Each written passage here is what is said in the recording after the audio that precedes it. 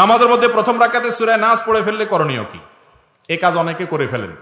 প্রথম রাকাতে কি করে ফেলেছেন?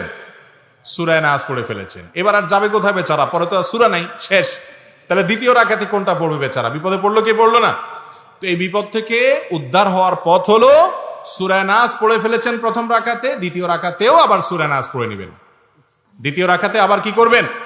সূরা ফাতিহার পরে সূরা নাস পড়ে নেবেন, নামাজ হয়ে যাবে। এর জন্য কোনো সিজদা সাহু দিতে হবে না।